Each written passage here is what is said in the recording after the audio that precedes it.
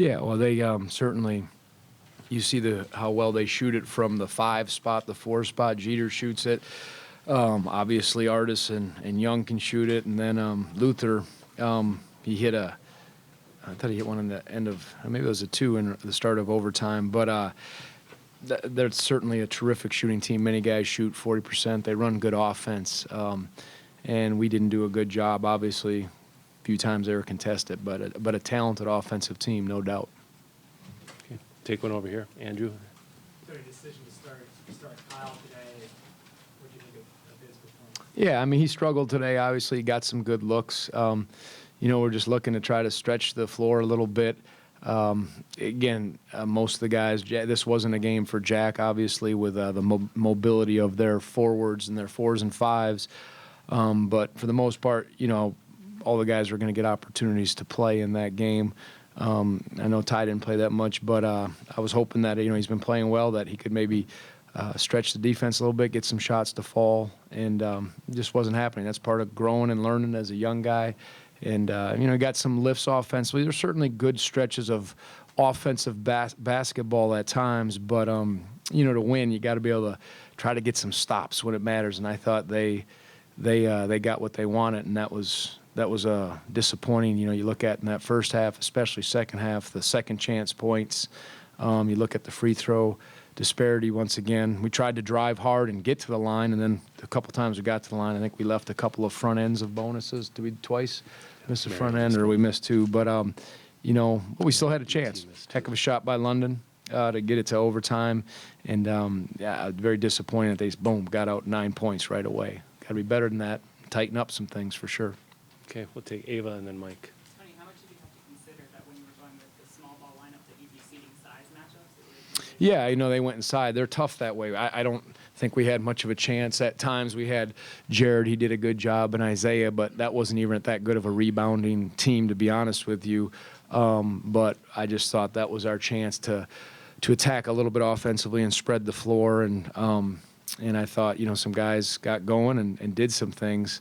But defensively, that wasn't strong, but nor was our traditional lineup real strong defensively, to be honest. Partly credit to their shot-making ability, and Artis in particular when he can do that stuff, and, Young and Jeter. Again, Artis, you can play with the ball and rise up, and doesn't even faze him if you're there.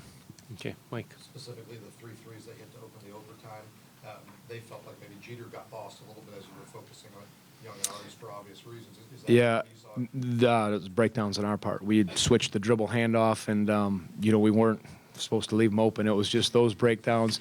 Again, maybe not playing as much with 4 guards, but we had the switch. And Isaiah is such a good help defender in the first one. He ran in there and left him wide open when we didn't need that. We had the switch on. So that happened. And then again, Jared, I think the one time he was. We were not trapping the post. We were supposed to have responsibilities there, and we just got kind of turned around. We got lost. We got lost a lot defensively. We didn't keep the ball in front. We didn't keep them off the glass, things that'll get you beat, and we got beat, even though we got it to overtime. Any questions from the Pitt media? Take one in the back middle. Right here. You. Right here. Yep. How different was it, Tony, defending this team, this offense under Coach Stallings than it has been recently? Yeah, we're different defensively, too, so let me start with that. We've got some issues defensively and offensively. We'll keep addressing them, but today we had issues. We didn't guard, and you can look at our numbers and, go on with that, but we couldn't keep the ball. The Pitt couldn't keep it off the glass. But when you have forwards, 4s and 5s that can stretch the defense like that, and they're mobile, it's tough.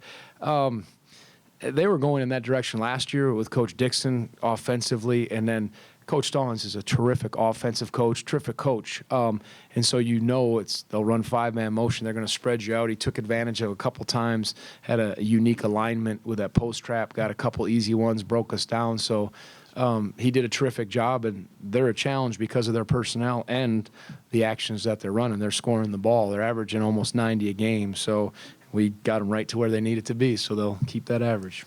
Okay, take one in front and then a couple more here. Yeah, you were touching on some there, Tony, when the Pitt's making outside shots at frequency, especially with guys who are 6'8", 6'9". Right. Is there only so much a defense can do, even when it's talented as yours in those kind of Yeah, we're not a talented defense right now. Don't make that mistake, and I don't mean to say that disrespectfully. You gotta be able to contest shots a little better than we did. But when you can rise up and shoot the that size and that high of a release point, a few times we were there. But our breakdowns were costly. I'm still steaming about those offensive rebounds and certain things. But yes, because it's unconventional when you got their 5-man out there, Jeter's hitting the shots, then Young can go out and play off the dribble, and then artists with that size and play off the bounces. It's real good. Okay, take a couple here and then one there. And in addition to rebounding the ball well, Devin has had several good offensive games in a row. Now, what is he doing maybe with the ball at that end of the court? Yeah, he hit some shots, made some drives. He rebounded hard. The guys did a lot of good things. I don't want to take away that, and I'll watch the tape and maybe I'll see it differently, but just not used to seeing as many breakdowns as I'm seeing in the key areas to help us get away with a win. But Devin did some good things. He's showing some completeness, driving the ball, knocking down again the mid-range shot, playing real hard, and he had to work. He had a guard. He had a guard tonight as the 4. And there were some good things that happened offensively with Mariel and Devin and London and whoever, whether it was Mamadi, Jared in there, and then whoever. Sometimes we had Darius on the floor. They showed some good stretches offensively, so hopefully we can capitalize on that or grow in that area. Take one in the middle and then Doug. Coach, just to make sure I understand you correctly, you're saying you're not a good defensive team even though... No, I didn't say. No, he said we're real talented. We weren't a good defensive team tonight. Okay. Because the stats say you're the best in the country. Right? Yeah, no, that's the last couple games, we need to tighten things up. But you can't. There's 3 areas that I talk to our team about all the time that you got to get an A in, and it's transition defense. You don't let the ball get behind you, get out and go in transition. That didn't happen against Florida State. We gave up too many transition buckets where guys would come down and just pull up and shoot in rhythm, big shots.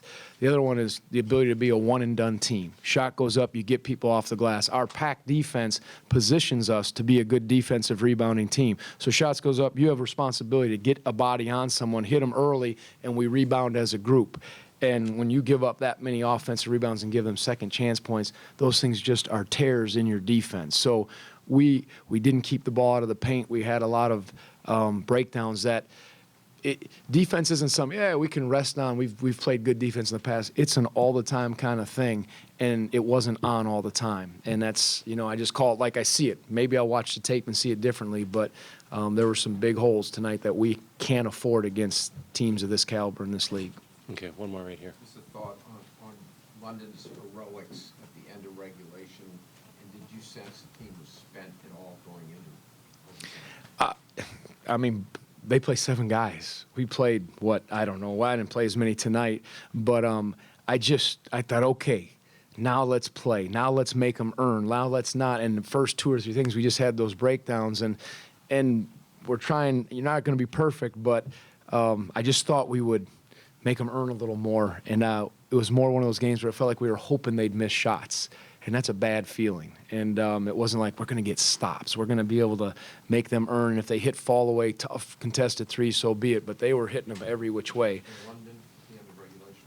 Was he spent himself? But just talk about what he did. Yeah, it's great. I was sitting there looking at the clock, and it was about an 8-second difference. And should we foul? Shouldn't we?